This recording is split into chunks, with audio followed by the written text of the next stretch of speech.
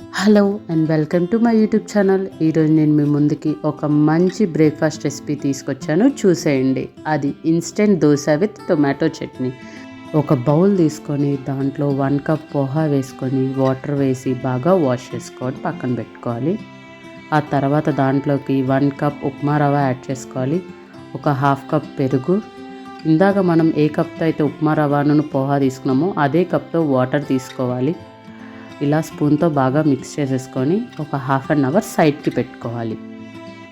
ఇప్పుడు చట్నీని తయారు చేసుకుందాం. ముందుగా ప్యాన్ పెట్టుకొని ఆయిల్ పోసుకొని కొన్ని పచ్చెనపప్పు, కొన్ని మినపగుండ్లు వేసుకోవాలి.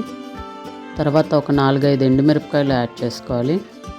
కొంచెం అల్లం, 2 రెబ్బలు ఎల్లుల్లిపాయలు వేసుకొని ఒకసారి మిక్స్ చేసేసుకోండి. ఇది కొంచెం బ్రౌన్ కలర్ వచ్చేంత వరకు రోస్ట్ చేసుకోవాలి. ఆ తర్వాత దీంట్లోకి ఒక టమాటా యాడ్ చేసుకోండి.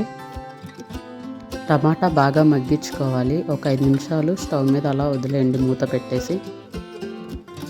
ఇలా బాగా మగ్గాలన్నమాట. టమాటా బాగా మగ్గిపోయాక స్టవ్ ఆఫ్ చేసుకోండి. చల్లారాక ఇలా మిక్సీ జార్లోకి తీసుకోవాలి. ఇందాక నేను చింతపండు యాడ్ చేయడం మర్చిపోయాను, అందుకే ఇక్కడ యాడ్ చేసుకున్నాను. కొంచెం సాల్ట్, కొంచెం జీలకర్ర యాడ్ చేసుకోండి. కొంచెం వాటర్ వేసి మిక్సీ చేసుకోండి బాగా మెత్తగా. ఈ కన్సిస్టెన్సీ వచ్చేంత వరకు మిక్స్ చేసుకోండి. ఆ తర్వాత ఒక బౌల్లోకి ట్రాన్స్ఫర్ చేసేసుకొని తాలింపు వేసేసుకోండి చట్నీకి.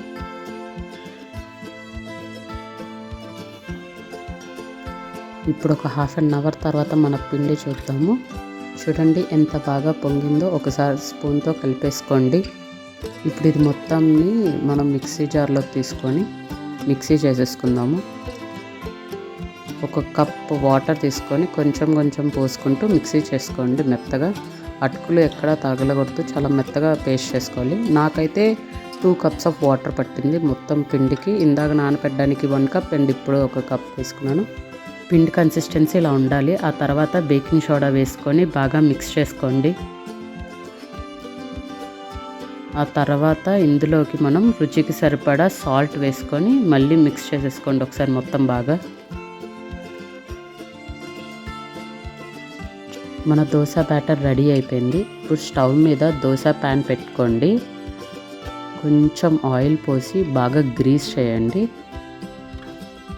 ఇప్పుడు ఒక స్పూన్తో పిండి తీసేసుకొని అలా డ్రాప్ చేసేయండి. హై ఫ్లేమ్ పెట్టేసేయండి. లైట్గా బబుల్స్ వచ్చేంత వరకు హై ఫ్లేమ్ మీద కుక్ చేయండి. తర్వాత మూత పెట్టేసి 1 to 2 minutes లో టు మీడియం ఫ్లేమ్ మీద కుక్ చేసుకోవాలి. అంతే, మన ఎమ్మీ ఇన్స్టెంట్ దోశ రెడీ.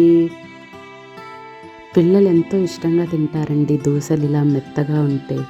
ఒకసారి మీరు కూడా ట్రై చేసేయండి మీ పిల్లల కోసం ఈ ఎమ్మీ ఇన్స్టెంట్ దోశ.